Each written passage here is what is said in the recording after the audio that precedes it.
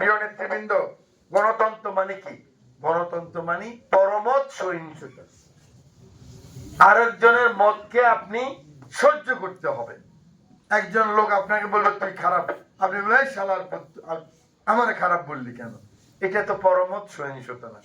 বৃক্ষ যখন গাছ যখন বড় হয়, বৃক্ষ হয়, তখন গাছ নোয়ায় পড়ে। আপনি যখন এখন একটা ভালো অবস্থানে আছেন, আপনার ব্যবহার, আপনার আচরণ দেখেই তো মানুষ আপনার দিকে ঝুঁকে পড়বে।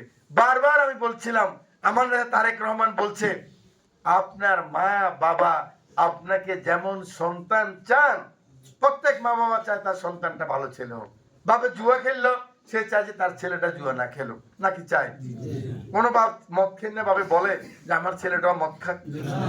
বেড়ি খেলে বাপে বলে আমার ছেলেটা বেড়ি খাক? বলে না। কোন বাপ মা চায় না তার সন্তানটা খারাপ হোক। তারেক রহমান বলেছেন, ঠিক বাংলাদেশের মানুষ ওরকম রাজনৈতিক কর্মী চায়। এখন যুগ পরিবর্তন হয়ে গেছে ভাই,